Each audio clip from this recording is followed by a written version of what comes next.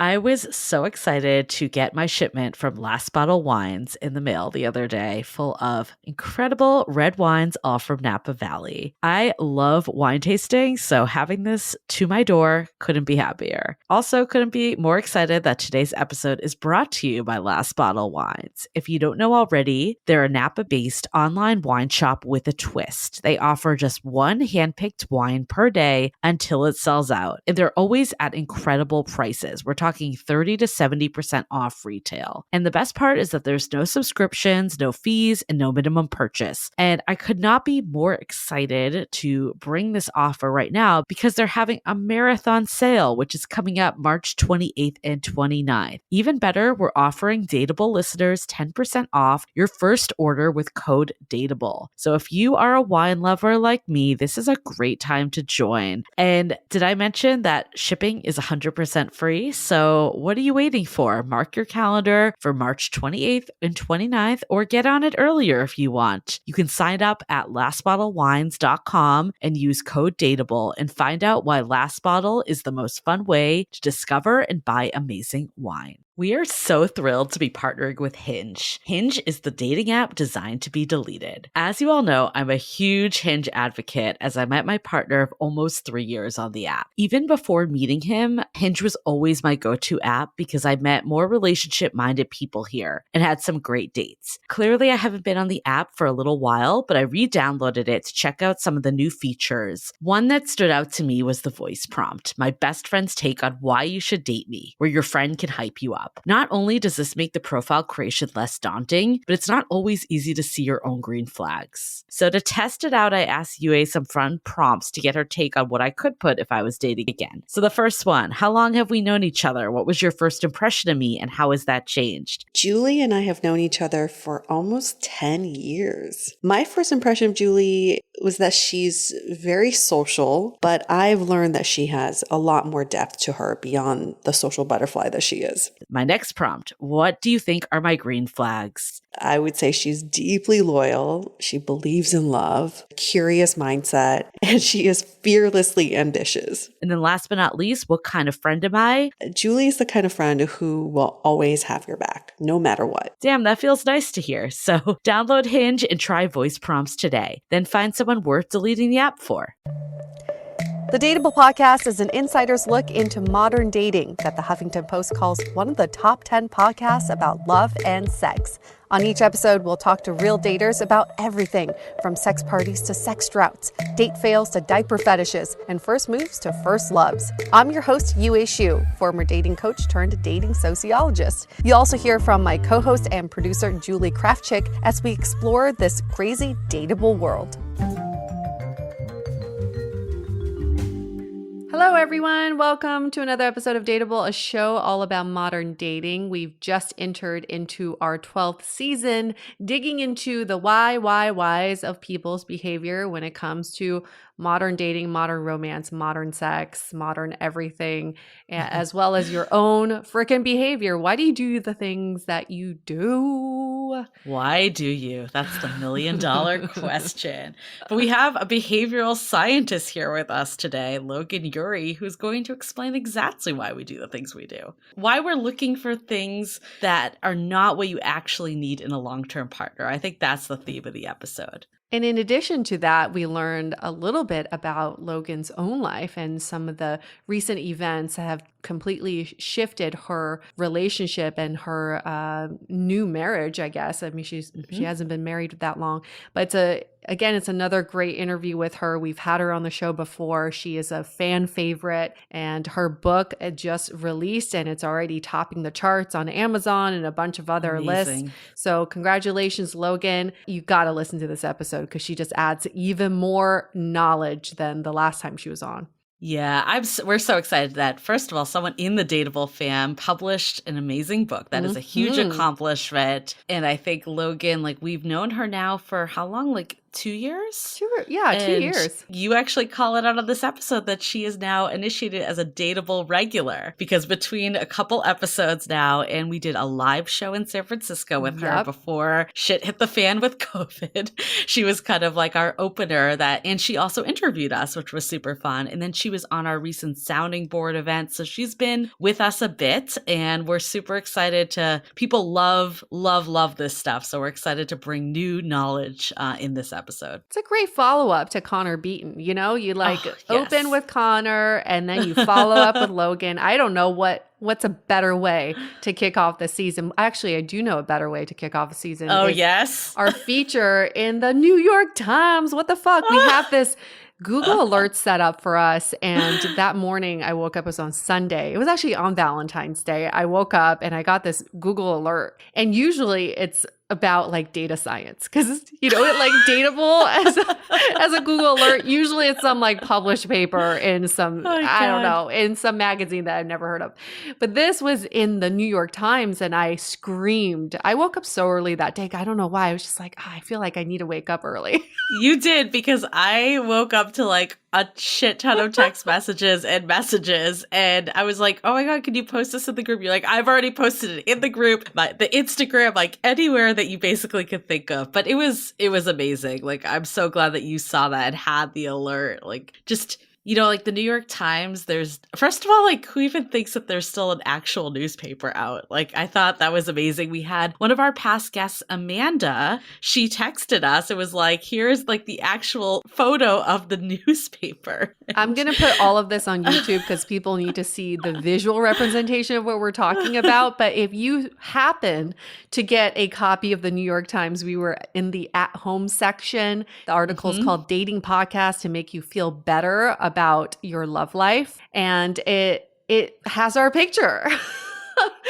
I know. Seeing our photo under New York Times, like even the digital, but I think just even in paper, like there's something about the analog of a newspaper. And it's funny. I was actually walking to Safeway. I was talking to my brother on the phone about it, and he is a New York Times subscriber. So he was like cutting it out. He was like putting it in a file cabinet so it like preserved, that he was going to like mail it out to us. And that he's like, you know, you could just buy a copy. Like it's available all day. And I'm like, that's a good idea. So I was like walking to Safeway to pick up a cake for Chinese New Year's, because I went to a friend's like outdoor, and I'm like, I'm actually going. But I popped into this like corner store on the way, and there was actually this really hot guy that was in there too. And I'm like, hey, do you guys sell newspapers? And the guys like literally both laughed at me.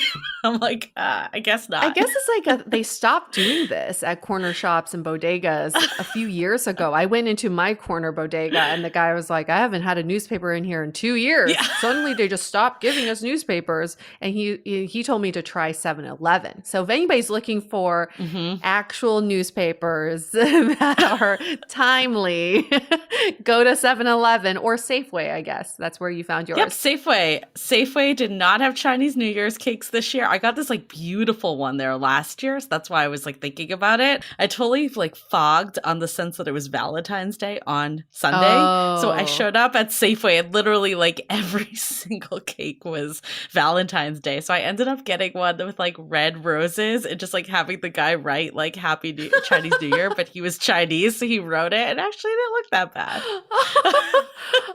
Okay. It was a makeshift Chinese New That sounds Year's like cake. one of those things like you get drunk and get a tattoo of Chinese characters on your arm. The next morning you wake up and you're like, what does this say? And your Chinese friend's like, it says bird shit or something like that. That's what my friends were joking. They're like, he could have literally wrote anything. Yeah. He would have been like, you're like, this looks fantastic. He also had no idea what I was asking for at first. Like, I think he thought I was like trying to say like happy birthday or something to someone. He's like, what is this dumb white girl like asking me right this minute? But they ended up like, it was like they ended up pulling over someone that was more like English speaking. And then she was like, oh, do you actually want it written in Chinese? And I'm like, yeah, sure. So she like pulled the original guy back over. It was like a production, but got the New York Times, got the cake. So it was a win. Check. You need to take a picture of that cake. I would love to see what his Chinese letters look like. It's gone. It's eaten. Damn it. Damn it. Actually, I think I might have taken a photo. I'll send it to you. I hope you have a photo of it. Our Chinese New Year's was a little bit different. We did not have cake, but my mom went to the local fish market and got fresh uni that we watched a bunch of YouTube videos to see how we can crack it. I had no idea. Those things, like there seems to be like a hole in the middle that looks like an eyeball, and you put 2 spoons through the hole and then you crack it open. It is disgusting. And inside there's maybe like 5 or 6 uni pieces. That's it. Everything else is just gush. It's disgusting. I'm like, I think I'd rather not sound good at all. No, like I'm never gonna crack my own uni. I'm just gonna get it at a restaurant when it's all beautifully plated. There's some things that I'm like, I've tried to recreate cooking, and I'm like, I think this one needs to be saved for a restaurant dining experience. Nope. Yeah. Nope. Not doing that again. But it was fun to crack through an eyeball with all the spikes. I was out for dinner with some friends. A couple past dateable guests too were there in the group.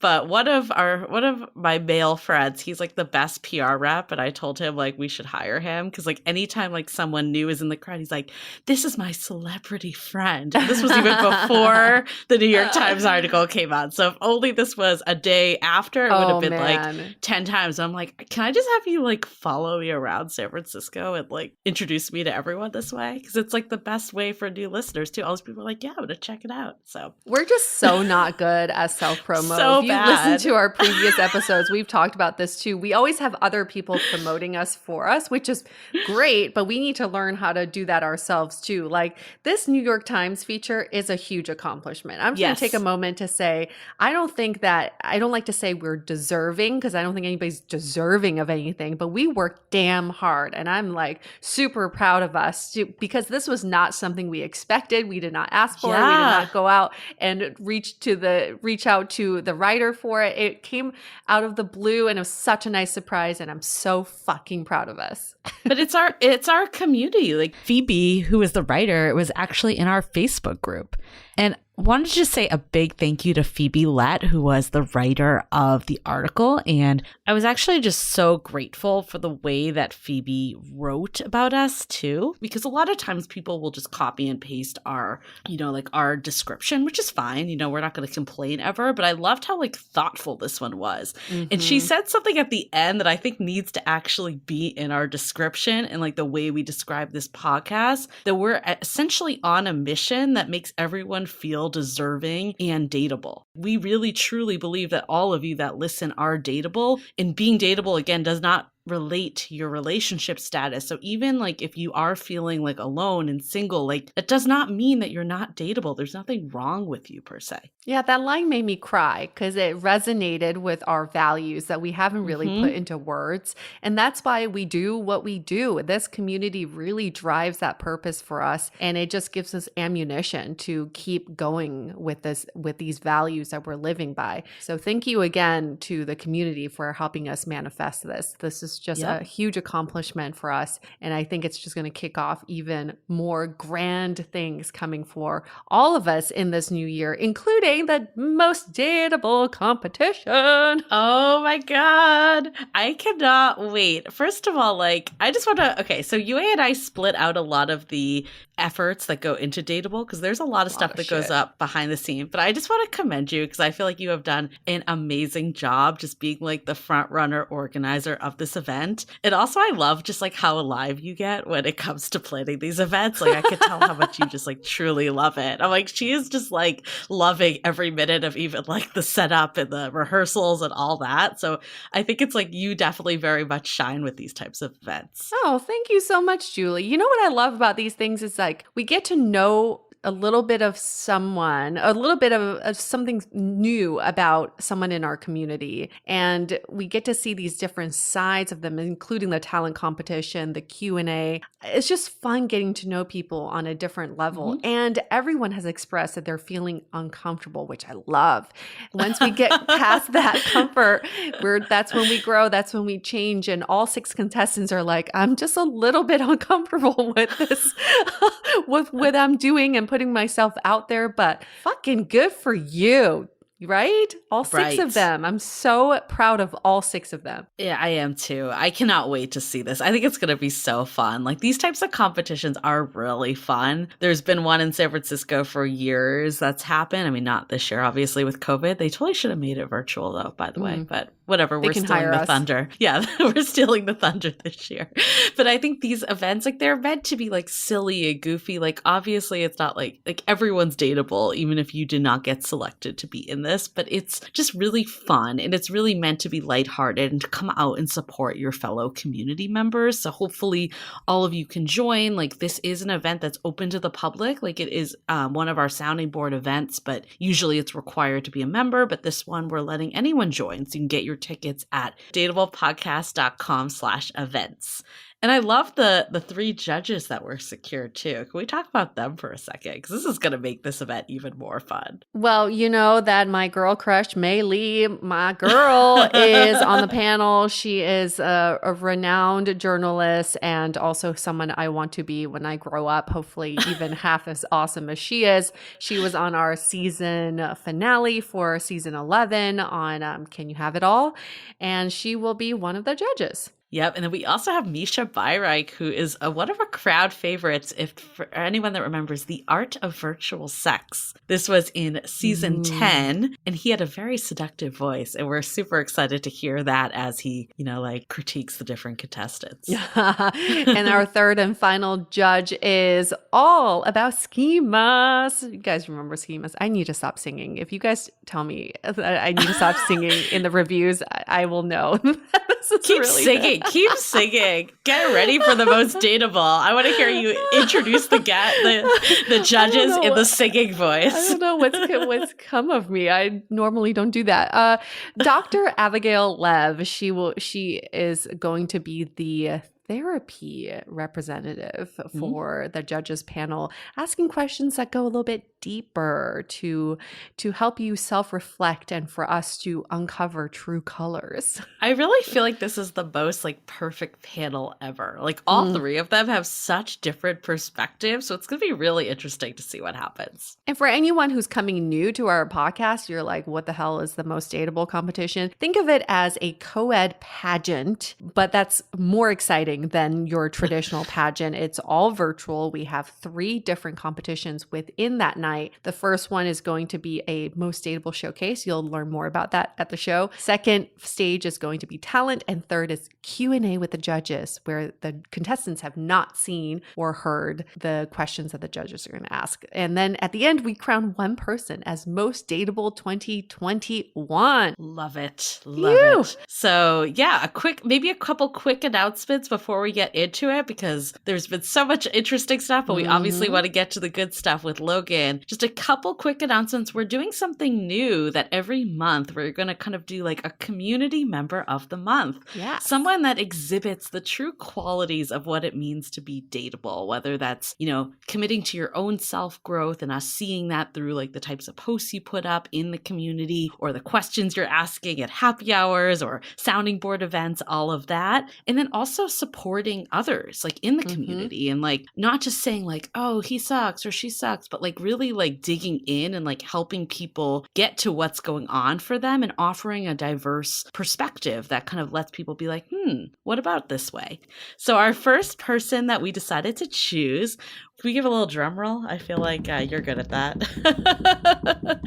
So the drum roll winner is Sonia Penich. Sonia. And yeah, Sonia, honestly, she was like a clear winner in my mind. I just feel like I saw her like comment about things that she learned in the schemas workshop from the sounding board. And I'm like, wow, she's like really moving this stuff forward. And it was changing how she like evaluated things. So yeah, just overall, she also posted about master dating, our favorite term of basically doing solo dates. And she did like a wine tasting trip to Sonoma. And So she fun. like really inspired a ton of people and was like, you know what? Like, it's not weird. Like people think it's going to be weird, but no one looked at me weird. And then when they did, I just started conversation with them and like all was forgotten that I was on my own. And, I obviously want a partner, but I'm not going to just sit around and not have fun while I don't have one. And that's the best attitude. I love that, Sonia. And all of our members that we're going to profile are pioneers. I'm going to call them dating pioneers because we're throwing the rules out the window. We're saying no to the old traditions and creating your new traditions and new norms. Like, who cares in the past this was not okay, or people will look at you funny or judge you for this? It doesn't even matter anymore. It's your life. And these are the members who are pioneering their own dating ways and their own life, and good for them. And we can't wait to feature even more of our members who are paving their own path. It's so funny because in the last episode with Logan, we had this whole phrase like date like a scientist, you know, like trying to figure stuff out. And you and I were actually talking to a member of the sounding board the other day, and this concept came up of date like a podcaster.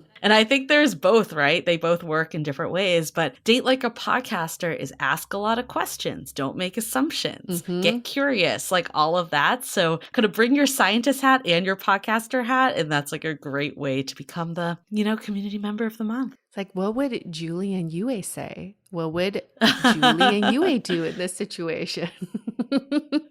That was a good segue to our merch contest because we encouraged we'll give him a shout out, Sakib. We encouraged Sakib to submit that to the merch contest. We did a crowdsourced merch contest in the Facebook group, the Love in the Time of Corona, the public group. And this idea came from Jasmine. So I want to give Jasmine a shout out too for coming up with the idea. But as you all know, we launched our merch shop, dateablepodcast.com/shop back in November. Yeah, it was like right before Black Friday, Cyber Monday. And there was this idea of like, hey, can the community come up with like sayings to put on merch and we can all vote? And then, yeah, we decided to actually do the contest. And basically people submitted all their ideas and people could upvote on the ones they liked the best. There actually ended up being a tiebreaker between I'm Dateable, Are You? And then the winner that we ended up choosing. And the winner actually will get a piece of merch with their saying. So they'll get to pick what they want, and we'll print them for other people too. So anyone that entered the contest will get a promo code, but anyone that, you know, didn't enter that just wants to buy the merch, like it will be public for everyone. So should we announce the winner? I know we announced it in the Facebook group, but it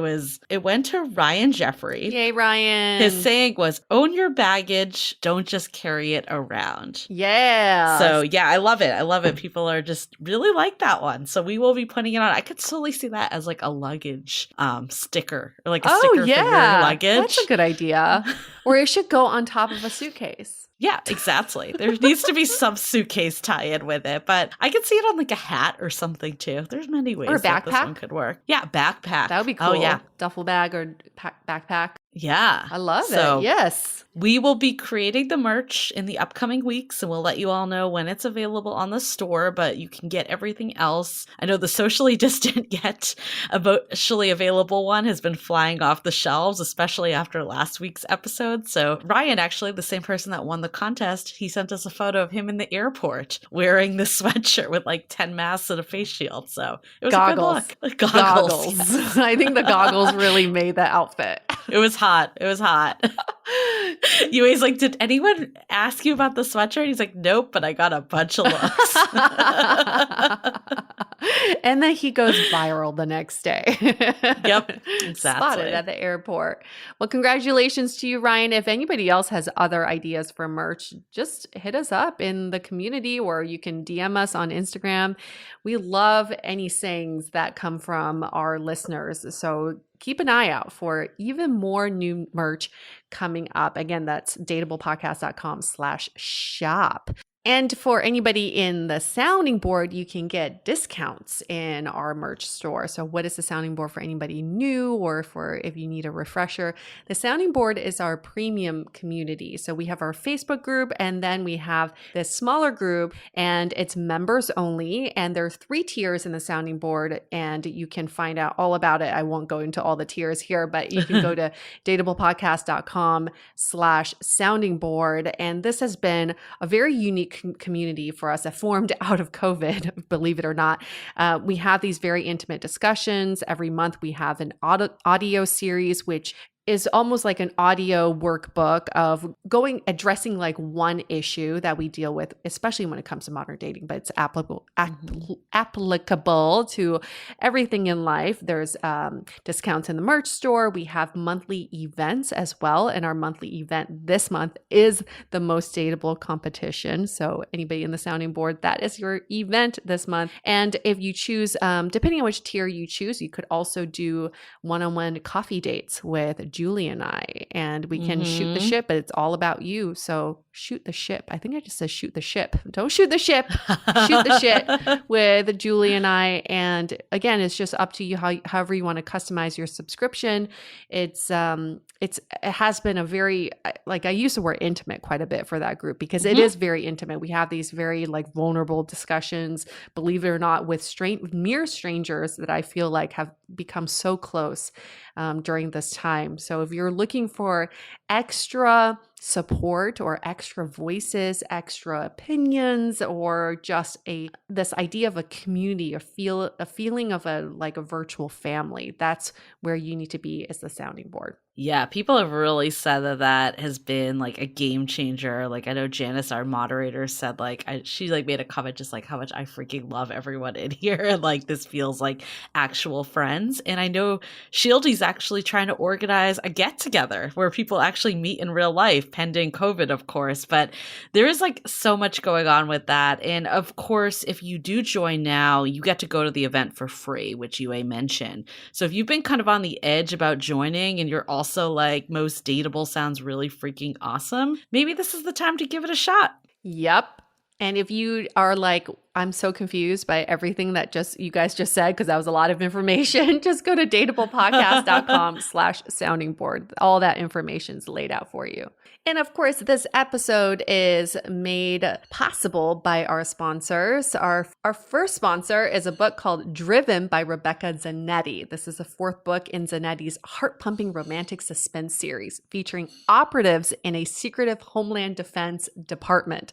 All the previous releases in the series were USA Today bestsellers, so you know this is going to be good. Known for her high-octane action, scorching sensuality, and strong yet emotionally complex characters, award-winning author Rebecca Zanetti has had nearly a dozen books selected as Amazon Best Romances of the Month, including Lethal Lies, Mercury Striking, and Fallen. In this fourth installment, New York Times bestselling author Zanetti mixes high-octane action with even more intense romantic tension as two misfit operatives in a secret Homeland Defense department chase down a diabolical serial killer. To learn more about Driven by Rebecca Zanetti, just head on over to kensingtonbooks.com or wherever books are sold. And here's another book we love to highlight.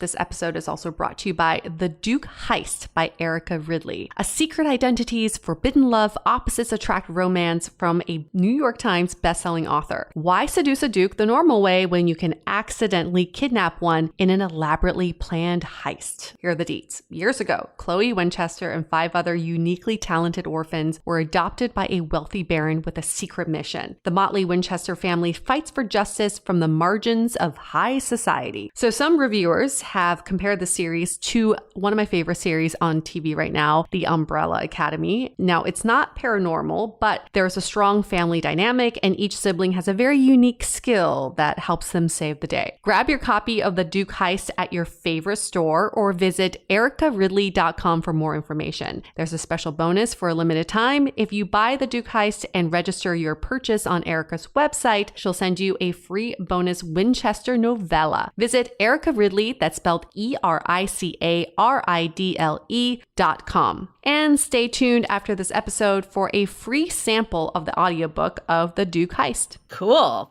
So shall we get into Logan? Logan Ury, let's hear from her.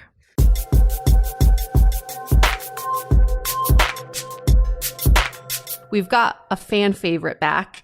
And I also think that I'm just going to make this rule now. If you've been a guest on either on our show or a live event for 3 or more times, you're a regular. We're going to call you a regular. So Hall of Fame, Dateable Hall of Fame, VIP. Not only is she a fan favorite, she's also VIP Hall of Fame regular. Her name is Logan Ury. She was on season 9, episode 14, on a very popular episode called "The Science of Dating."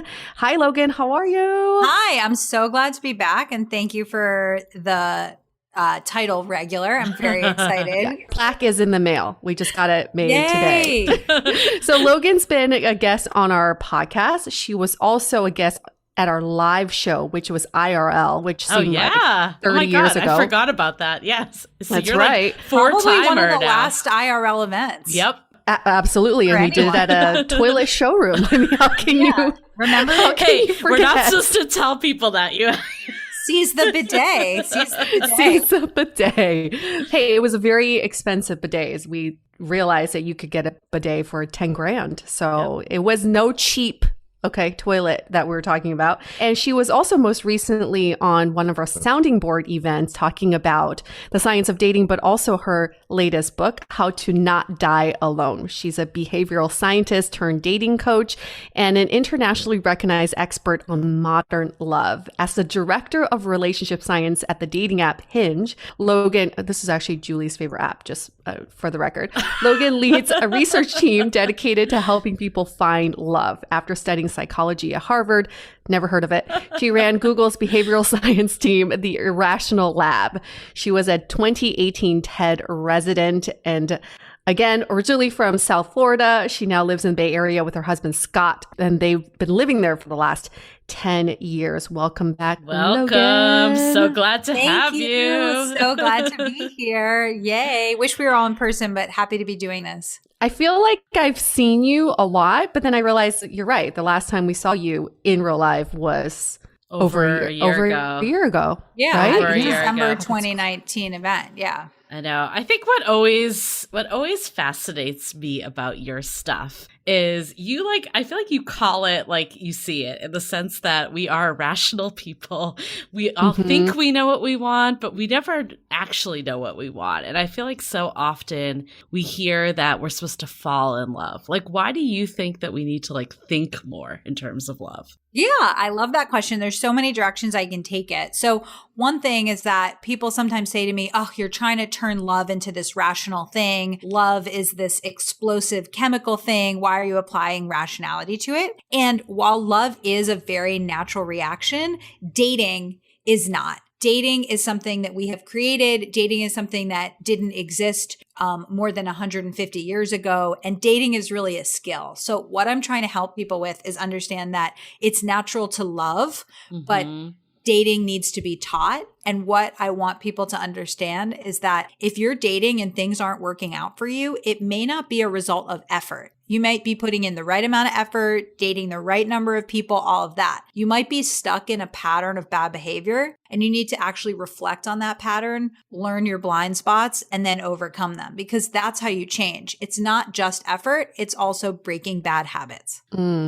So when you say, okay, so love is natural, but dating is not natural, and you would also call it irrational. Humans are irrational when it comes to finding a life partner. Why is that? Why is we take something that's so natural to us, but then we irrationalize it? Yeah. So my background is in behavioral science. That's the study of how people make decisions. And one of the key tenets of behavioral science is that we're irrational, but in these predictable ways. And so what that means is that we all have these cognitive biases, these sort of brain clouds that consistently trip us up. So one of them is that we tend to act not in our own best interest. So we'll say, I want to save for retirement, but then there's a sale at West Elm and we buy tons of new rugs for an apartment. Or we say we want to eat healthy and then there's a bagel place and we eat a big bagel. So it's like we have these goals, but we tend to prioritize the present and not the future, and we get in our own way. And that happens with love in particular, right? So we're irrational in all areas, especially matters of the heart. And so what that looks like is you might consistently be tripped up by the kind of person who makes you feel one way, and you kind of get addicted to that feeling of like chase and the rejection. But actually what's best for you is to be with someone who responds to your text, who shows that they're interested in you, who would be a loyal, kind, long-term partner. So what I'm trying to really do in the book and in general in life is help people understand your irrational brain is getting in the way of you making better decisions in dating. And when you can learn that better decision in dating, that's how you break the bad habit and find love. And so in your own personal story, and I want to get into this a little bit sooner than later, because I think a lot of times with experts such as yourself, us as podcast hosts, we are constantly extracting information from you, yet we don't know much about you. And I think what I really want to do with this episode is turn it around. I want to learn more about Logan, because obviously you got into this for reasons outside of academia. And you have said that you swiped left on your husband, Scott. Tell us more about that, because you're now happily married, but you know, there could have been this little sliding doors chance that you didn't meet. Yeah, absolutely. I actually have the chills when you said that, because even though I wrote it, I haven't really had someone reflect it back to me. And like just hearing it, I kind of had the feeling of like, what if I hadn't met him again? And like, this is the person that I chose. I love this person. And so I'm really happy to share my story. And I think in general, the best way to learn is through stories. And obviously that's what you do with the podcast. And so if I can share my journey of being unhappy in dating to now happily married, I really want to use that to empower people. So yeah, so Scott and I met in college, and we know this because he wrote on my Facebook wall in 2007. Thanks, Facebook. Yep. It's, you know, a really random story. The guy I was dating at the time was in a math class with him. They lived in the same dorm, and we ended up probably sitting near each other in the cafeteria and meeting that day. Didn't see each other. We're Facebook friends. 7 years later, he comes up to me at Google near the Google shuttle and says, "Hey, you know, didn't you date so-and-so in college? I'm this person." And I said, yes. And a few weeks or months later, I invited him to a college alumni lunch. We had lunch. I said, "Oh, I'm trying to learn this coding language called R." And he said, "I just dropped out of a PhD in that coding language." And what was so interesting is that we became friends. He started tutoring me. He was a really good tutor. And the whole time, I didn't think of him as anything more than a friend. I was dating tons of people. I was on the apps. It was really like my big year of being single. And that fall, I went to Burning Man, met this guy, totally obsessed with him, chasing him around, like really trying to make it happen, really hurting myself with like the pursuit and somebody just not being interested. And then I myself, out of kind of desperation, went to a dating coach. And through that work, I realized that not only was this person from Burning Man just not the right fit, didn't make me feel great, wasn't interested in me, but this person who was already in my life, this guy, Scott, did make me feel the way that I wanted to feel. Why were we having lunch at work all the time? Why did it go from once a month to once a week to every day? And finally, we just crossed that threshold from friends to more than friends. And so it was really a long time. We didn't start dating until 2015, but we met in 2007. And later, I realized that I had actually seen him on a dating app. And I knew that because we had multiple friends in common, and that I had seen him and been like, he's wearing a tank top. He's not smiling, backwards hat, a bro, not my type. And that I had actually swiped left on this person on Tinder. And here I was, you know, a while later, absolutely smitten with this person, and now we're married.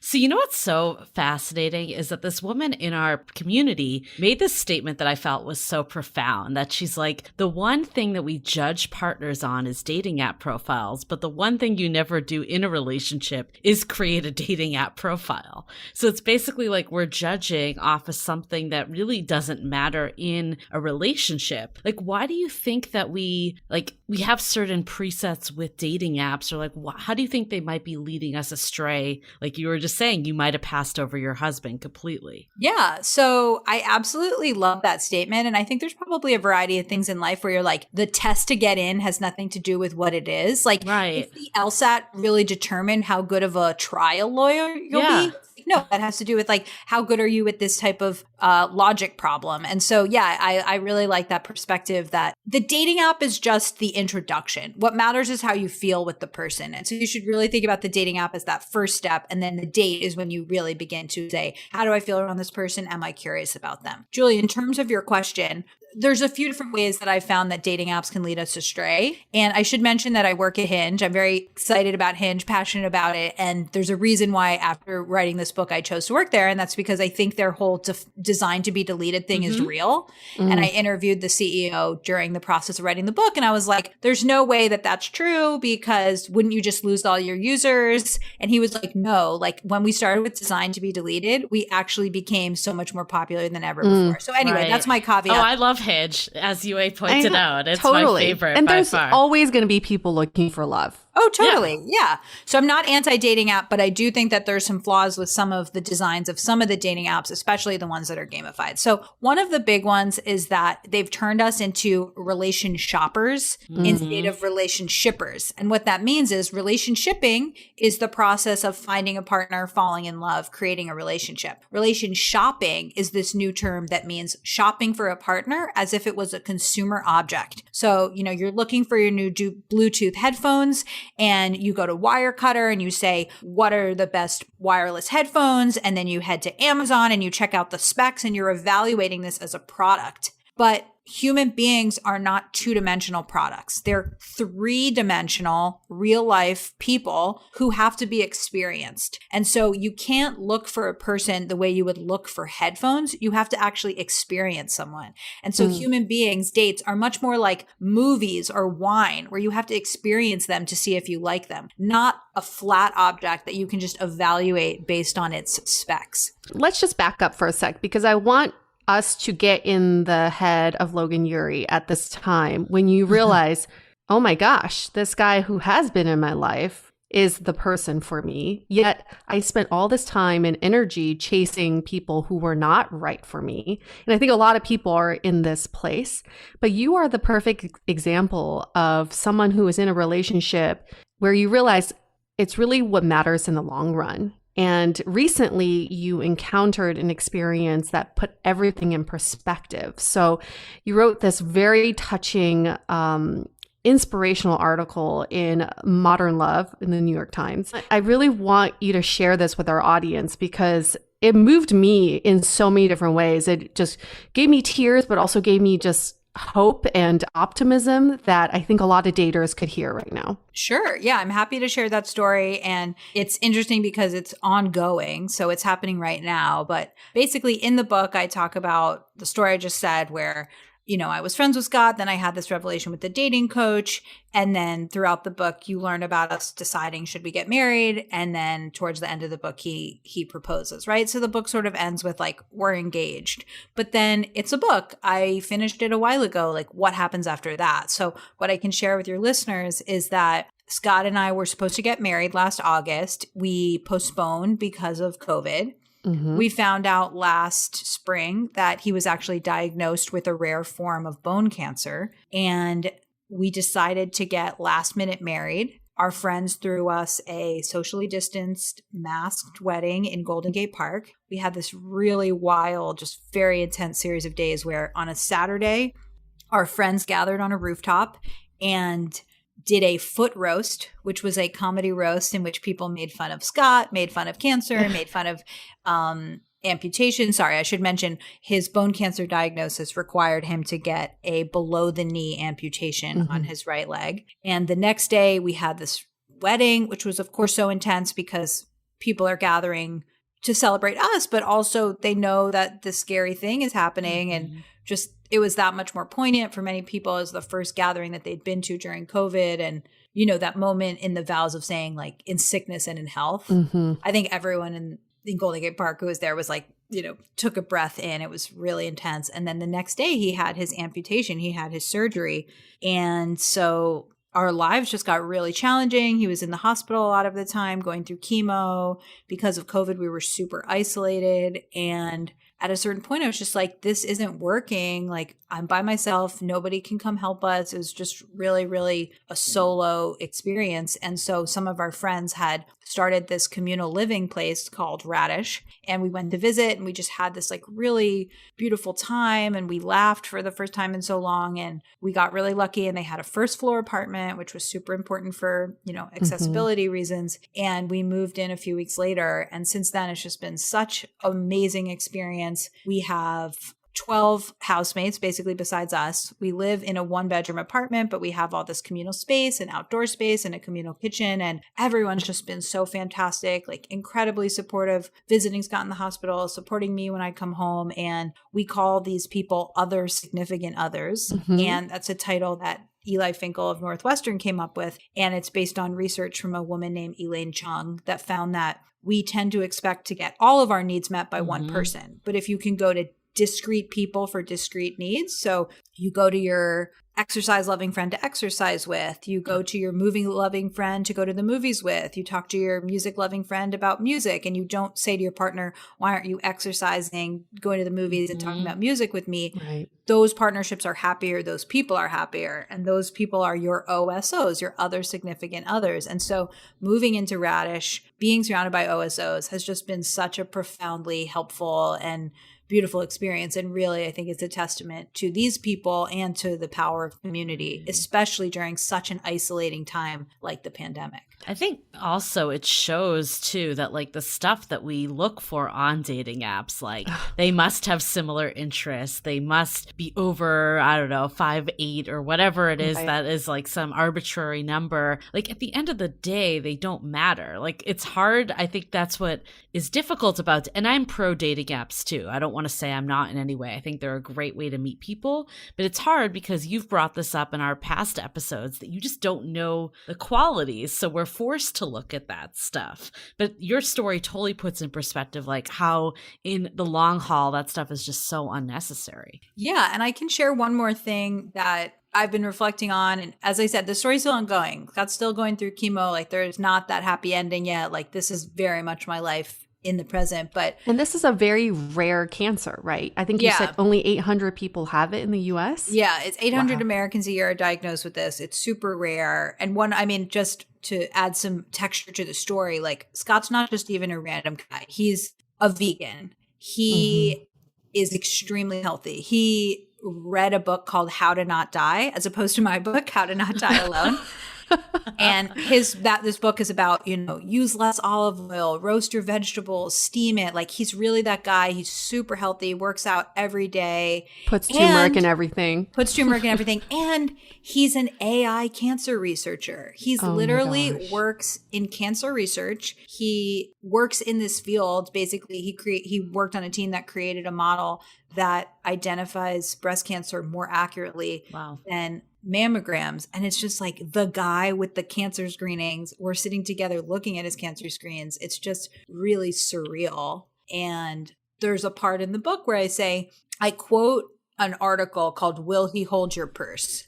What the article Will He Hold Your Purse is about is this woman who is an oncologist. She's talking about her friends who are looking for love and say, oh, he must love fishing, he must love dancing. And she's like, no, like that doesn't matter. Like I see couples going through the hardest thing of their lives. And some couples, the guy holds the woman's purse. And it's this representation of like taking on your burdens and being there for you and anticipating your needs. And like that doesn't happen in every couple. And so her definition of what to look for is, will he hold your purse? And when I think about the last 9 months of my life, I'm like, oh, I'm literally holding the purse. I'm holding the backpack. I'm holding the crutches. Like the person that I tell you to find in the book, like I'm being that person. So for the people that are actively dating right now, like how do you cut through the prompts and like the bullshit essentially to set yourself up to find that person? Yeah. So I know that the dating, let's just talk about the foundations. Dating apps are the most common way that people meet these days. We know the research from Michael Rosenfeld of Stanford. We are in a pandemic. That means really probably the only way you're meeting someone is online. So you are using these apps to meet someone. How do you make the apps work for you?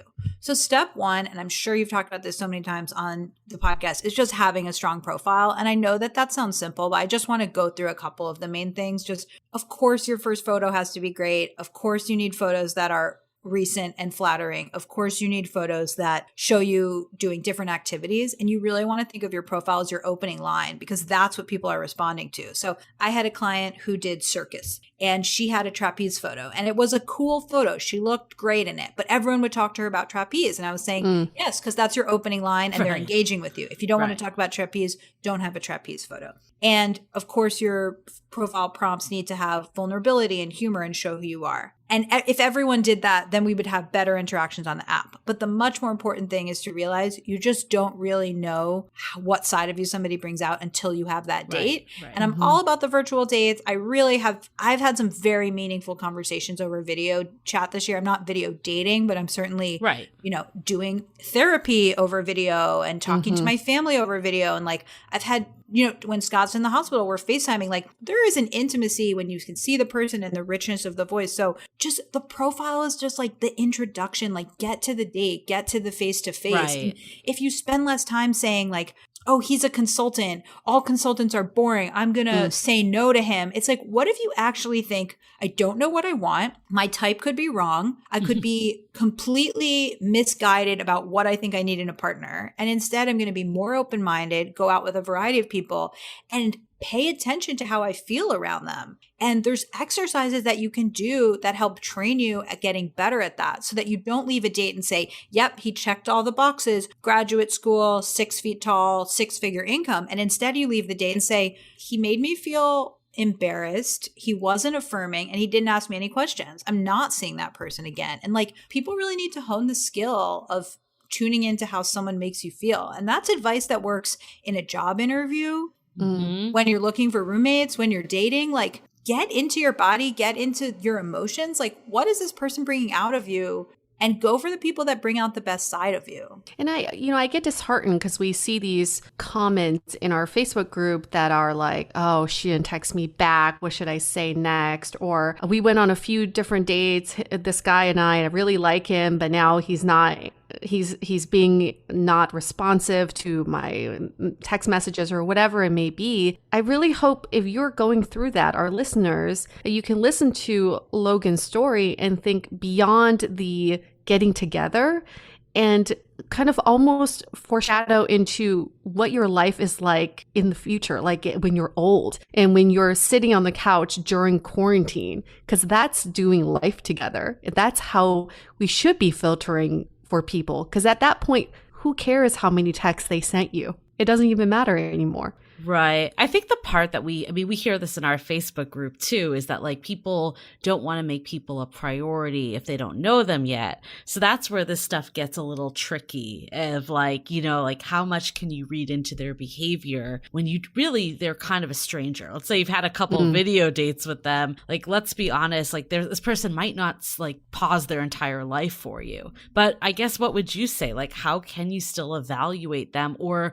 would you say that you should expect them to kind of show up all in one? And you know what? Before we dive into this topic, let's take a second for our sponsor. This episode is sponsored by Viia. We all know there are things that can help set the mood in the bedroom, but did you know a little THC could also do that? Yes, Viia has developed a unique blend of pleasure-enhancing cannabinoids, libido-strengthening herbs, and a low dose of THC all into one mind-blowing gummy called High Love. This gummy, wow, it will awaken your senses, increase blood flow, and intensify any sexual experience. I've been pleasantly surprised by the High Love gummies because it is just the right amount of THC for me to have a good time without feeling sleepy. And hey, if THC is not your thing, Viia also offers a wide array of other gummies without it. And everything legally ships in 50 states with discreet packaging directly to your door. So if you're over 21, you can get 15% off and a free pack of award-winning Dream Dreams THC plus CBN sleep gummies with our exclusive code DATEABLE at viahemp.com. That's VIIAHEMP.com. Let the gummies work their magic. Head to viahemp.com and use the code DATEABLE to receive 15% off and one free sample of their Sleepy Dream gummies. That's viahemp.com and use the code DATEABLE at checkout. Take your passion and pleasure to a whole new level with high love from Via Hemp. As you know, I recently left my corporate job and I've been in total recovery mode, all about self-care. One of my new routines is the nighttime shower before bed. There's just something about washing away the day and that reflection that's been super helpful for me. I've been using one of our partners, Osea's Mega Moisture Duo. This combo body oil and body lotion are so freaking incredible. It literally feels like I'm at a spa. I realized that the secret is seaweed and other skin level ingredients that are normally reserved for face products. And that's why I was so excited when Osea became one of our partners. And, we're so grateful for partners like this because one, they keep the show going, but they're also super good for all of our listeners and for our own well-being. So if you want to have that nighttime bliss like I am doing, you can get 10% off your first order site-wide with code DATEABLE at oseamalibu.com. You'll get free samples with every order and free shipping on orders over $60. So head to oseamalibu.com and use the code DATEABLE for 10% off. Let us know which products you end up going with. Share them in social. Super excited to see what you end up choosing. This episode is made possible by Badlands Pets. As you all know, Mojo, my precious baby, is the reason why I found love in the first place. He made me feel love again. So I would do anything to ensure his health and longevity. And actress Katherine Heigl and I have that in common. She's helped save over 16,000 dogs through her foundation. And after doing a ton of research, she feels there's one place we can look to improve any dog's health, and that's their food. So fortunately, she found that just by adding a few special superfoods to her dog's food, she saw huge transformations in their health. So she's made a 20-minute video explaining step by step how anyone can do the same thing to see incredible changes in their dog's health. I've definitely re-looked at what I'm feeding Mojo and making sure that, hey, he only has one life to live, and I want to make sure it's the best damn life. So if you want to keep your dog healthy and happy, go to badlandsfood.com/dateable and watch Catherine's video right now. Again, that's badlandsfood.com/dateable. Yeah, there's a couple layers to that. So one thing is, I was talking to a dating coaching client recently, and she was describing this guy, and she was saying, we met up, we had so much fun, he was great, we hooked up, we had a really good time. And since then, he hasn't really been clear about how he feels about me. And then sometimes he'll text back and sometimes he won't. And she went on and on about all the ways that he's really been ambiguous. Mm-hmm. And it just felt like then she said, but he talks about celebrating our birthday together and he talks right. about the future and this and that, right? You totally know future this. Faker. Yes. Yes. Future faker. And it's part of love bombing. And I'm a narcissist. I want to make you fall in love with me versus I actually am interested in you and care about you. And for that, I was just pay attention to his actions, not his words. Mm-hmm. And I felt like his actions were that he wasn't showing up. Whereas his words were he was saying he was going to show up.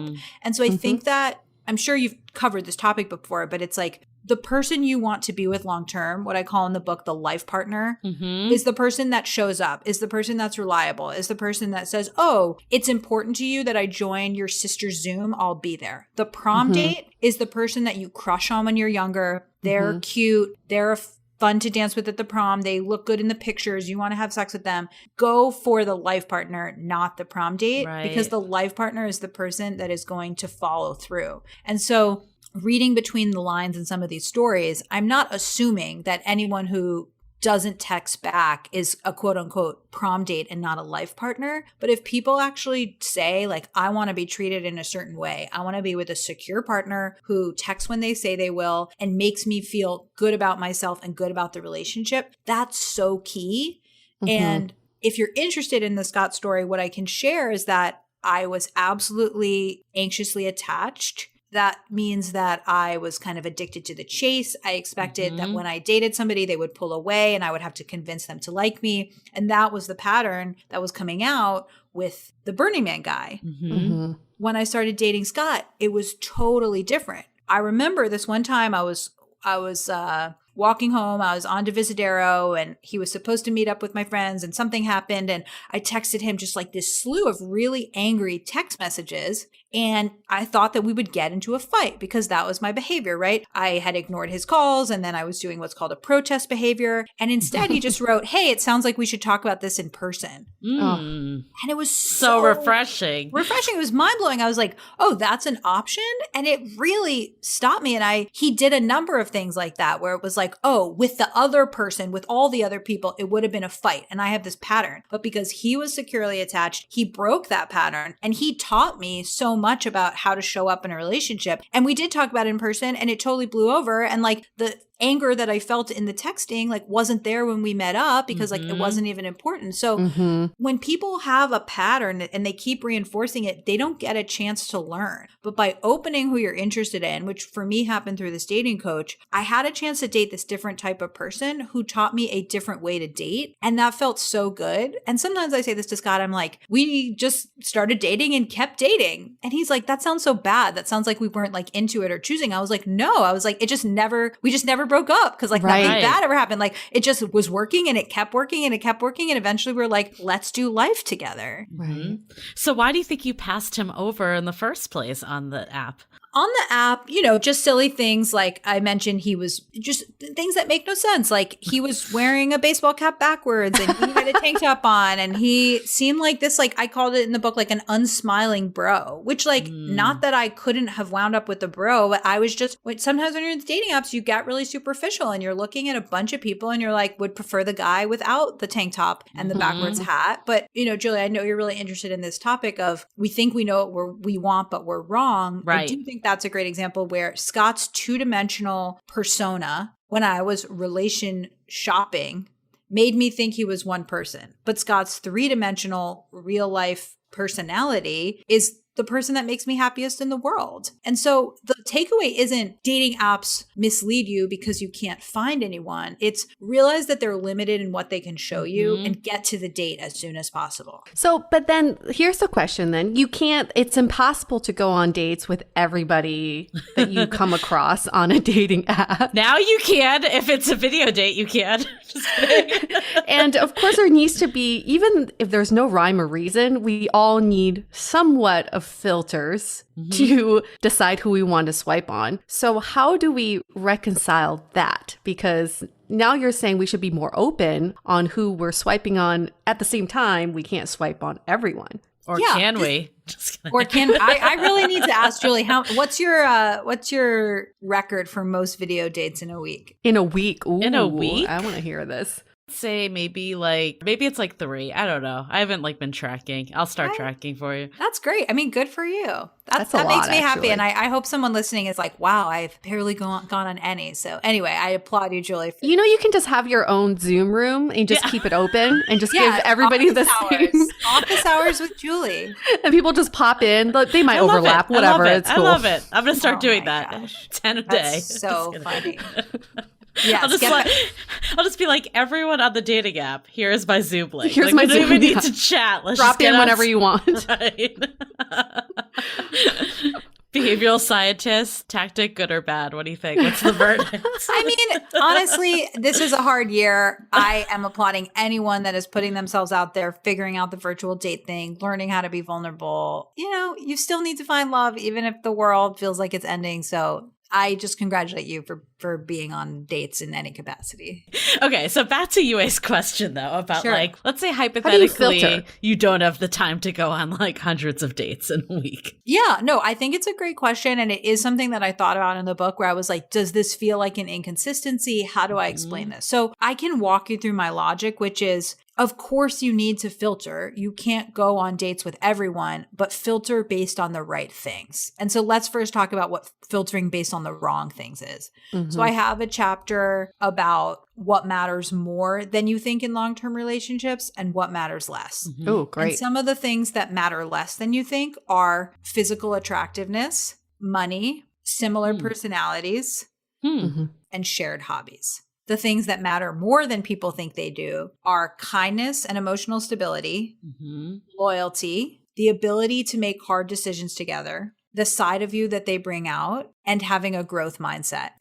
What's very challenging is that things like looks and money, which is some, your job can sometimes be a proxy for money. Those are really easy to tell on a dating app, right? You're skimming through. Right. Other things like loyalty, kindness, ability to make hard decisions together. Yeah, those how are do you- not easy to filter on. Yeah. No. And so that is a genuine challenge. But the point is that if you can give less credence to the dating app profile and actually just start getting out there and going on dates, then you can start to develop these skills and you can look for these things. So a good proxy for loyalty is, does this person have a lot of friends from different stages of their lives? Or are they that more fair weather friends where they go through different phases of having this party group and this group and things like that? Or when it comes to kindness, are they the kind of person that helps somebody move? Are they respectful to the server when it comes to making hard decisions together? COVID's actually a great time to evaluate that. Are you talking about how you're going to navigate the first kiss and what have your COVID precautions been? And how should we manage the fact that we're both in pods with older people? So it's really important to realize that while you do need to filter, you need to filter on the right things.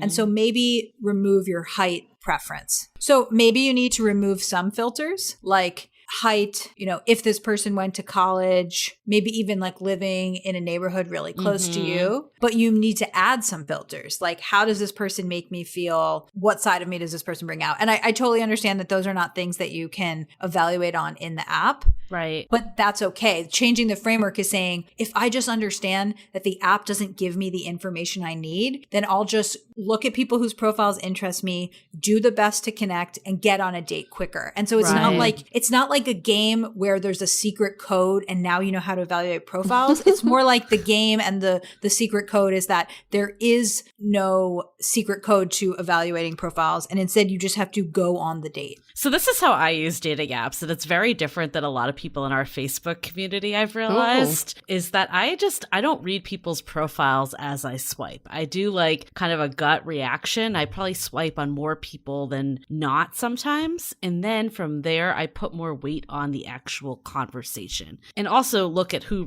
reaches out to me or who I feel compelled to reach out after reading their profile. Because I just feel like there's so many factors of someone might not even be active on this, or they might not be interested in me too, so I don't want to spend like 30 minutes dissecting their profile if they're not going to even swipe back on me. And I personally would rather have more conversations, because I think, yes, you're not going to get the full picture through like a text message type conversation, but I do think you can start to like get a vibe and energy. You can see if they're asking you questions back. You can see just how a conversation is flowing, and that's kind of how I whittle it down even further to people that I want to take to a video call, and then from there, people that I want to actually meet in real life. Yeah, I absolutely love that. And I think that what we've seen in the research at Hinge is that video chats are this great low pressure vibe check. It's way less intense to set up than a real date. You're not spending money on drinks. You're not necessarily like using a lot of eyeliner. You're just saying, do we have chemistry? Do you make me laugh? Do I like the sound of your voice? Right? It's just like this gut check. And so that's been really helpful. And I totally agree with what you're saying about the conversation, which is this person putting in effort? Right. Or is this person what we call ZQ, zero questions? Oh my God. Yes. Those people kill me. Yes, Yeah, exactly. And so, or right, only it's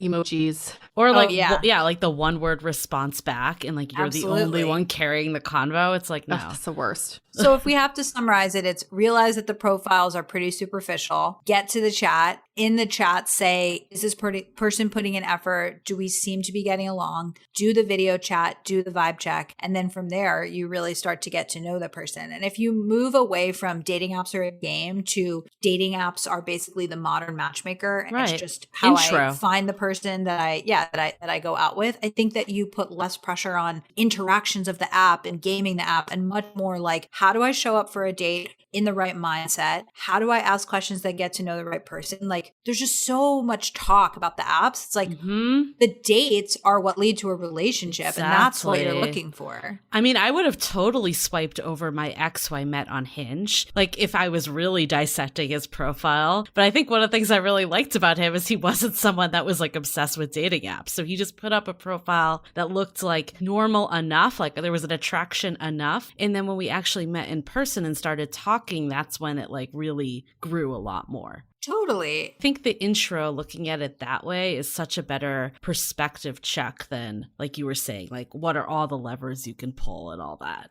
I feel like we just look at dating profiles like a pageant. These are people coming on stage for you to judge them, and then we make a judgment on them. But I think the other way of looking at profiles is I like playing the game, why did they choose this picture? So if you go through someone's profile, they obviously intentionally pick these photos because they want to convey some sort of image about them. If they do have a picture of them at a party with red cups, that person who chose that picture did not want to use that picture to convey that they're kind or family oriented. They want to show that they are fun and they like to party. So instead of like us being like, oh, this person's this and this and that, I think another way is to think, why did this person choose this photo? What are they trying to convey? I think that's really clever. And it does follow a piece of advice that I often give coaching clients who are either dating or in relationships, which is get curious. So for example, I had a client who was moving in with his then girlfriend, now fiance, and she was holding on to a lot of her physical objects, and he's a minimalist, and he was like, what am I doing with this maximalist, this hoarder? And I said, get curious. Ask her what those objects mean to her. Ask her what her history is. Maybe this has to do with her family's financial situation or her parents' financial situation growing up. Just get curious. And so I love that frame of why did this person make this decision? I was going to say at the same time, I've seen this inconsistency in dating apps where when you're evaluating profiles, you think, why did they choose this photo? It must have meaning. But when people set up profiles, that's actually not their mindset. I've walked a lot of people through profile creations, and this is what they do. They say, oh, I'm finally downloading the app. I'm riding this motivation wave, and I want to get to my matches as soon as possible. And they go to the photo gallery on their phone and they pick a couple recent photos. They don't think about how they look in them. They're not texting they're not texting their friends for photos of me. This is especially true, I have found. For men. With men. Okay. Yeah. I think for women too. Like, I think, like, I was going to say the same thing. Like, unless you're someone that avidly takes photos, sometimes there's just a certain amount that you have. And if you're out with friends, you might have more photos that look partyish per se, because that's when you're taking photos. Like if I'm reading a book on my couch, I'm not like taking a selfie of myself, you know? Yeah, absolutely. So I think, it depends on the person. Some people are really into photography. Sometimes people keep an album on their phone of good pictures of themselves, but like most people don't. And so it's a couple things. It's the effort you put in. It's the fact that your mindset is, I want to get to my matches as soon as possible. It's also that I don't think that we are the best evaluators of pictures that we look good in. Right. One thing that I have done with my clients that I recommend doing in the book is gather a bunch of pictures, put them in an album, send them to friends or even people who you don't know, put them in an album and have people tell you, oh, these are photos I would keep, these are photos I would cut, and this is your best photo, and it's the one that should go first. And so maybe you don't do that the first time you sign up for the app, but like you should be updating your profile and you should be a scientist when you date. You should say, this picture gets a ton of likes and people comment on it. I'll make it first. This one, no one's ever commented on it. Maybe I'll remove it and replace it with something better. I think that if we put too much faith in people's profiles and we say they were very intentional about this, and this red cup means that they're not ready to have kids, then we actually might miss out on someone great. And so this is why my recommendation is actually be humble. Realize that none of us are that good at evaluating people in this capacity. And if you actually just put less faith in your ability to evaluate people this way and more time and attention into tuning into how you feel when you're with someone, that is the skill that's worth developing, because that's going to help you in every phase of your life. Learning how to evaluate people in a dating app and assuming that you can read between the lines, like that's just actually not true. And that's not even the skill that's worth developing. So I can hear people asking like, hey, that's great if you have a shit ton of matches. What if I don't have many matches? Like, how do I actually apply what you all are talking about when I don't have that many people to even apply it to? Yeah, Julie, that's a really important question. And our mutual friend, Keithan, he came to one of my book accountability dinners. So that's when I would write 2 chapters and have a friend host a dinner, and they would read the chapters and give feedback. And there was a chapter about dating apps and how there's too many choices and we're overwhelmed by the paradox of choice. And how do we choose among all these people? And he's like, I'm a brown man in my 40s. This is not my problem. My problem is not choosing amongst the people. My problem is getting matches in the first first place. And it was just so fascinating. And at that point, I appointed him as my diversity and inclusion consultant for the book, which he actually is the perfectly suited person to do that. Smart. And was really helpful. And what I would say to people is that although you can feel like it's a numbers game, it's actually really just taking advantage of the matches that you do get. And so some of this is basic, but is your profile the best it could be? Is your first picture, which is the one that people are seeing, is it the one that you look most attractive in? Can you take new photos? Can you add humor?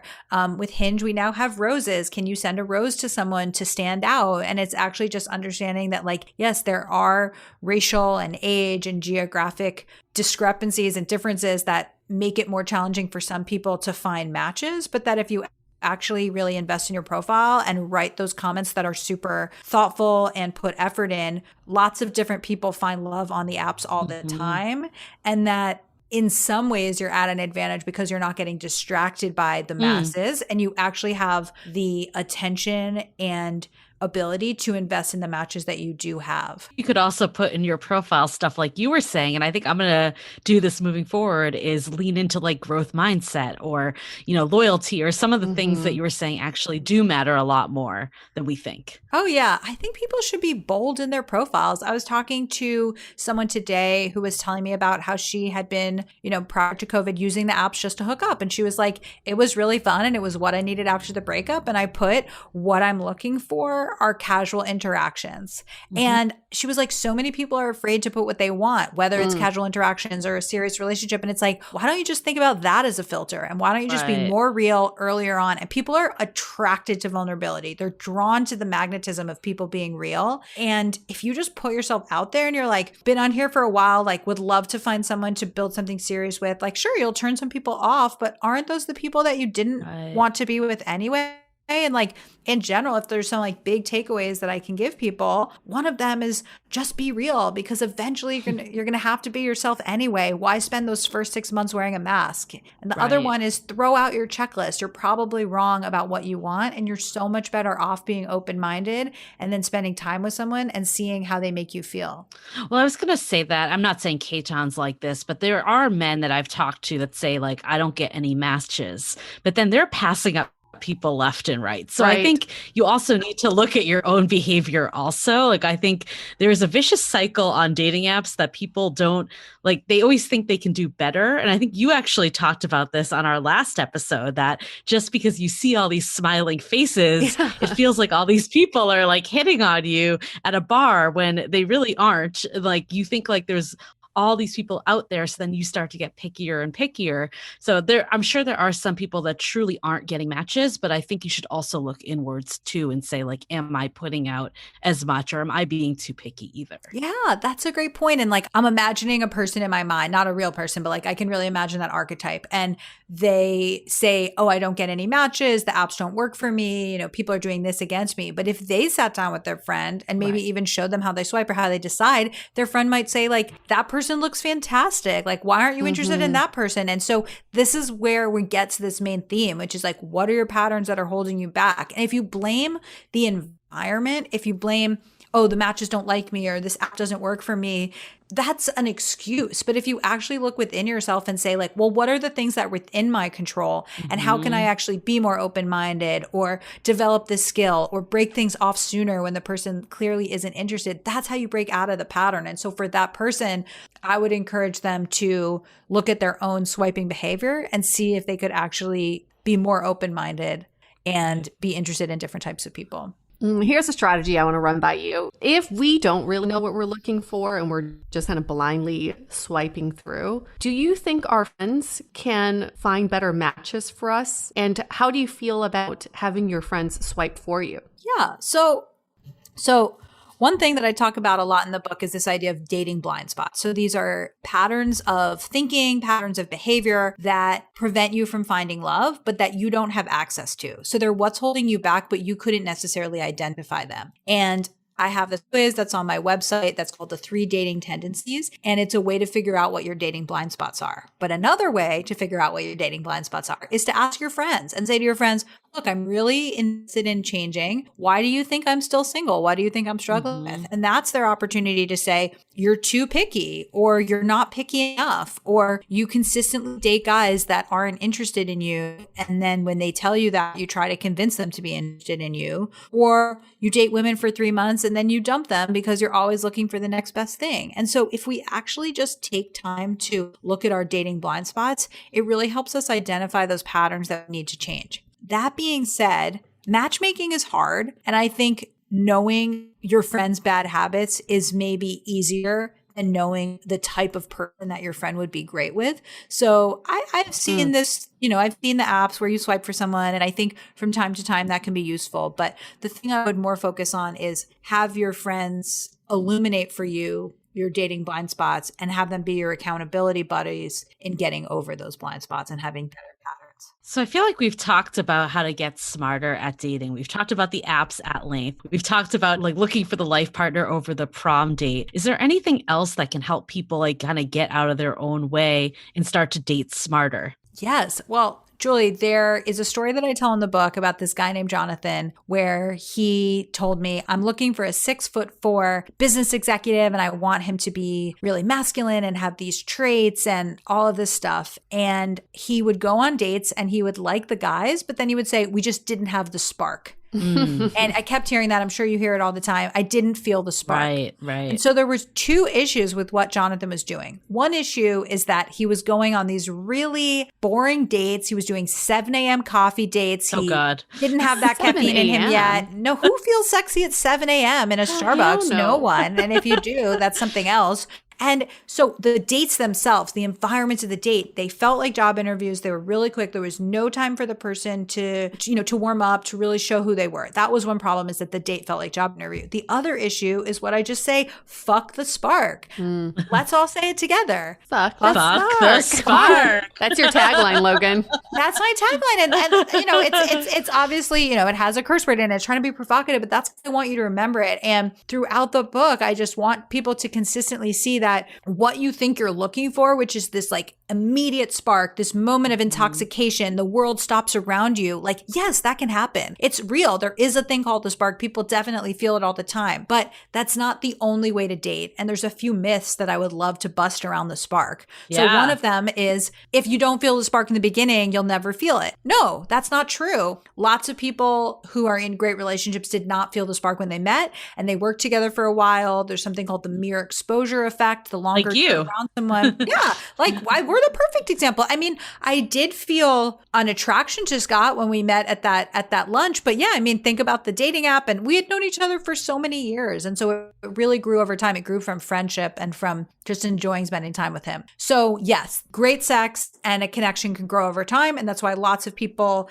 marry one of their friends or someone they work with. The next one is that if you have a spark, then it's a great relationship. No, that's not true. Lots of these people, they spark with everyone, right? This Burning Man guy that I really liked, well, turns out lots of people liked him too for the same reasons. He was very sparky. He was charismatic. He knew how to make people fall for him. Doesn't mean that your connection is there. It means they're sparky. And sometimes it's associated with some negative things, with narcissism, with love bombing, with, what did you call them? Future fakers. Those are all associated qualities. And what you're feeling is maybe anxiety. I don't know if this person likes me. I don't know if they're going to show up. It's actually anxiety that we mistake for chemistry. And the other myth is that your how we met story matters. It's not true. Think about the length of a long relationship. It's this tiny portion. It's like 0.01% of how long you're together. And, oh, we had this great love story and we're meant to be, and that's why I'm staying in this relationship that doesn't work. No, it's like, who cares what your how we met story is? It doesn't matter, right? Like, it's just the intro. What matters is the relationship itself. So what I say is, fuck the spark and go for the slow burn. And the slow burn is the person who, the more time you spend with them, the more you like them. They are this gem that you have to discover. They're the person that maybe other people don't see their qualities in them. And the slow burn is who you want to marry, because that is the person that gets better over time.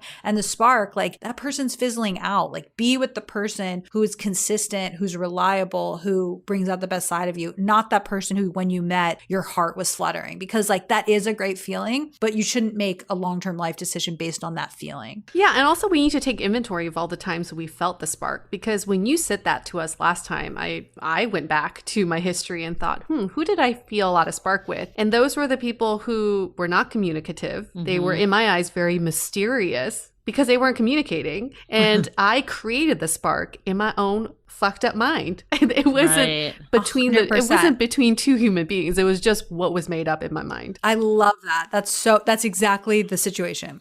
I think though, okay, so online dating, I do think makes that a little harder though, because I could see like your story with your husband, that you guys knew each other over time. And I've definitely had situations like that before too, that friends have grown over time. But I feel like in today's world with dating apps, when people don't have a great first date, they're quick to move on. So what advice would you give for people to like kind of let it ride out a little longer? Yeah. So I have two things from the book that I'm excited to share with you. So one of them is what I say is a default. Make the second date a default. And what that means is lots of people go on first dates. They have in their mind, could I marry this person or not? Are they good enough for me or not? They're just evaluating them the whole time. And they are really missing out on what it feels like to be on a date. And the point of a first date is, do I want to go on the second date? It's just paying attention to how that person makes you feel. The second thing is that lots of people are missing the slow burn. So if you make the default the second date, then you don't spend the first date saying, am I going to go out with them again? You assume that you will, and then you actually are relaxing and you're giving them a moment to really warm up. And this is based on some really cool behavioral science research that shows the power of defaults. And if you think about it, imagine you go to a restaurant and you get a hamburger and they say, it comes with fries. Do you want to switch to a salad? Or it says the hamburger comes with a salad. Do you want to switch to fries? What's most likely going to happen is that you stick with whatever they did. So in one, the default's a salad, and one default's the fries. And so we just tend to stick with what our rule is, tend to stick with the default. And so if you create a rule for yourself, this default of the second date, then you are more relaxed on the first date and you're more likely to find that slow burn because they are getting a chance to really show you who they are, as opposed to people looking for the spark who miss it. The second thing I want to share with you is this thing I have in the book called the events decision matrix. And what it is it's a way to decide what events to go to. And obviously this is a little more complicated during COVID because these events don't happen all the time, but there are online virtual events that are happening. And so what it is you basically think of a 2x2 matrix, and what the two lines are what is the likelihood that I'll enjoy this event? And the other line is, what is the likelihood that I'll interact with someone at this event, right? And so you plot different events on it. You say, okay, going to the gym in a weightlifting class, that's something that I enjoy. So high likelihood of enjoyment, low likelihood of interaction. Okay, I'm going to a movie screening of my favorite movie, high likelihood of enjoyment, low likelihood of interaction. And then you keep plotting them. And if you find one that's high likelihood of enjoyment and high likelihood of interaction, you go to those events. Like a dateable event. Yes, because it's like why it matters so much is high likelihood of enjoyment means that even if you don't meet anyone, it was still not a waste of time. You liked it. If you like that kind of event, it's going to bring out the best side of you. And then high likelihood of interaction, invest your time in places where people are actually speaking to each other. And maybe that's a book club. Maybe that's a sounding board event. Maybe that's going to your friend's online party, right? No, it's true. It's like I loved the sounding board event because the videos were on, right? And it was like one of the more fun Zoom events I've been to because people were actually interacting. And I know that it's challenging in this time to meet people, and those IRL interactions are much harder, but you can still figure out ways to expose yourself to people who are interesting and who you can interact with, and you can just see how it feels. So I just want to clarify right now, the second qualifier is your likelihood of interacting with anybody, right? We're not talking about romantic interaction or meeting someone of romantic interest. It's just interaction with anybody. Totally. Yes. Okay. And it's a little easier if you see it, but kind of the idea is like, if you go to a 4-person dinner party, you're going to speak to every person at that dinner party. If you go to a movie, no, movies are silent. Yeah. If you go to a writing workshop, you're probably going to do some solo writing, but you're probably also going to share with the group. And so you can really think about like, okay, when I've been to something like this before, how much are you by yourself? How much are you speaking with people? And you want to nail that upper right-hand corner, which is high likelihood of interaction attraction, high likelihood that you'll enjoy the event. And I have had clients who were single for years. The dating apps did not work for them. And they plotted events in this upper right-hand corner. They showed up to those events and they felt like a different person. They went from having no dates to having 6 dates. I think I'd love your take on this, but I think sometimes people go to these events like looking for someone. Right. And I think a lot of times the best situations are when they're more organic. And also I'm partial to this because I used to run a platform that connected people for years like this. But I think for example, Yue and I met through there, and that's launched this whole thing. And, and it's I did meet a boyfriend through there, but I've also met more friends and they could introduce me to someone. So there's so many different paths, but I guess from your perspective, what's another benefit of going to this event, even if you don't meet someone romantic? Yeah. So the benefit is that you're plotting high likelihood of enjoying the event. It's still something that you're doing for yourself. And so I wouldn't say I'm a guy and women love these running clubs, so I'm going to join the running club even though I hate running, right? You should have the expectation that you may not meet anyone and that that's okay and it's still a worthwhile thing to do. And that helps prevent burnout. If you're just going to events to meet people and you consistently aren't, then you're going to feel burnout. And if you go to an event, you don't enjoy it, it's not going to bring out the best side of you. And so I think that's why that upper right-hand corner is so magical, because it combines bringing out the best side of you, will be fine even if I don't meet anyone, and increases likelihood of meeting someone. In terms of mindset, I do think that you should go and say, I'm open to meeting someone. And the reason why that matters is you need to look approachable. For an in-person event, don't be on your phone the whole time. Don't have headphones in your ears the whole time. Don't stand in the corner with a friend not looking approachable. Go with a wing person who knows that you're trying to connect. And I know what you were getting at, which is if you're too forced and I need to meet someone and if I don't, it's a failure. That's true. I also want people to be approaching these things intentionally and saying it's more comfortable to hang out with my friend, but that's not the point. I'm going to take the time to actually invest in meeting other people. Yeah, I think Julie was also speaking from PTSD, because we've been to one too many events with some girlfriends who are I'm here to meet a man. And they get so pissed when they don't meet someone by the end of the night. And they're my night is ruined. So it's just, the mindset, you're there to meet just other people. With a likelihood of meeting someone that you may be romantically interested in. Yeah, I totally hear you on that. I think the key is to have the mindset of openness and the mindset of optimism, but not necessarily the mindset of desperation. Mm-hmm. And I've heard from guys, they say, I went on a date with this woman. I felt like she was auditioning me for the role of husband, and she was being serious too quickly and this and that. And I get it. If you've been dating for a while, you want to find someone, you don't want to waste your time, but your mindset going into the date, how you're showing up in these events, people are reading into that. And that's why, if you're not feeling dating right now, take some time off and feel better and get back in the game. And I was saying this before, it's not about going on more dates. It's about going on more intentional dates. Mm-hmm. And that might look like fewer, better dates. I feel like there's so many things that I took away from this. So thank you again for being with us. But let's go into maybe takeaways. But I love this part about what really matters. I love your analogy of the prom date versus the life partner, because I do think oftentimes we are looking for someone that checks the boxes or is down to have fun or whatever it is. And it's not that that isn't important, but there needs to be more there also, and not overlook the stuff that really matters. So I know as a takeaway personally, I will start to ask more of the questions that leads to some of the things that you said actually do matter more in terms of growth mindset and loyalty and all that stuff that you just can't get from a dating app. So I think just knowledge is power, essentially, with what really matters. Yeah, I think just putting it all in perspective, as someone who is in a relationship, this is all very applicable to me as well, because sometimes I get so bogged down with the immediate results. Mm-hmm. Well, why aren't we going in this direction? Why aren't we making this happen? And then I have to step back and think,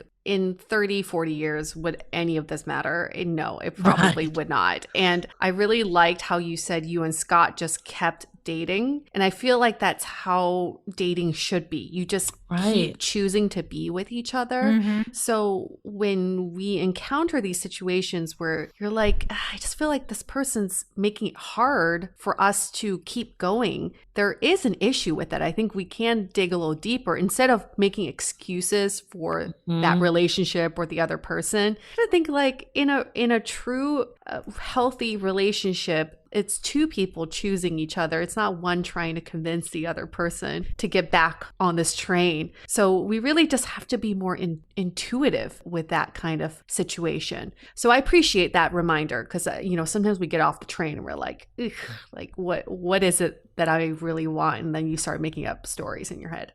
For me, back in the dating scene too, it's like when things are hard at the beginning, like that is like, that's when it's supposed to be easy, essentially. Like if things are so difficult at the beginning, what's it going to look like when someone's like ill or like when there's serious stuff going on? So I think this like big picture thinking of like, do I really want to be with someone that makes it so difficult? Like you were saying, Yue, I remember like, I always think of your mom. I don't know why I always think of this, but like in a comment how like your mom was like, is this really what you want to be doing in a relationship, like convincing someone the whole time that like they must do all all the things you want them to do? And I think like from what you said, Logan, it's like that stuff, it's an indicator of difficulties in the future, which is really it's not the life partner. Yeah, I love so much of what you said, and I just want to talk about the nuance of what you were saying about, Scott and I just kept dating. And I love the way you said it, which is we kept choosing to date. And there's a chapter in the book called Decide, Don't Slide. And so often people, they just on this relationship escalator and they just say, oh, I guess we've been dating for a while. Let's move in. I guess we've been moving in together. I guess we live together. Let's get married. And they're not really stopping and saying like, are you the right person for me? Is this the life that I want to build? Do we have the same vision of the future? And so taking a step back and saying, let's decide to the next stage instead of just sliding into it, that's so powerful. And if people do that more at every stage of the relationship, whether it's the DTR or the move in or deciding to get engaged, people are going to wind up in relationships that actually suit them versus just sliding into the relationship that they happen to be in. Can we just, for anybody listening to this, just rewind that whole thing, like what Logan just said, because it's a good reminder for life in general. We're constantly making decisions for our lives on a minute by minute basis. So let's make those conscious decisions instead of just letting life pass by and sliding into what could possibly happen next. You have control of your life. This is way beyond just your love life too. Absolutely. Well, thank you for summarizing that. It's great. I wrote this book. I put it out into the universe. Some people have read it. You guys have had a chance to look at it. And it's just it's cool wonderful. To have a conversation. Well, thank you. Yeah, I'm so excited. Tell us more about where people can get it because I loved the book, and I think all the Dateable listeners will definitely love it as well. For sure. Yeah, thank you. So it's available on Amazon. You can get it in the Kindle format. You can get the audiobook, which I read. And if you liked the sound of my voice, you can get it. If you didn't like the sound of my voice, don't get the audiobook. And it's also available at most indie bookstores. So there's something called Indie Bound. If you search How to Not Die Alone, it'll tell you the local bookstore near you that has it. And people can connect with me on my website. It's loganury.com. There's a really cool quiz there, the 3 tendencies quiz, which helps identify your dating blind spots. And they can follow me on Instagram at Logan Ury. All right. We'll link all of this in our show notes and definitely get a copy of Logan's book and buy a few to gift to your friends because I think it's sort of like a dating Bible, I feel like. I sense a Dateable book club coming on. So get your copy while it's hot. That's the dream. Thank you so much for having me. And as a regular, I can't wait for our next event or podcast recording together. Yeah. Regular, VIP, Hall of Fame. You are everything to us. And for our listeners, if you like more awesome guests just like Logan, please give us a good rating in Apple Podcasts. It really helps us, again, legitimize what we do, but also prove that we are here to serve you. We're trying to deliver information that will really help you in your search for love. And Logan is one of the key players in that. So Apple Podcast ratings really help think of it this way. You're indirectly helping your love life by giving us a good rating in Apple Podcasts. Good karma. Good karma. I agree. And the more people who listen to Dateable, the better the dating ecosystem and the better. Yes. So rate and review. 5 stars, please. And share it with a friend or your Tinder date. I love this. Get more people dateable in the ecosystem. Thank you so much again, Logan. All right, we're going to wrap up this episode. Stay dateable.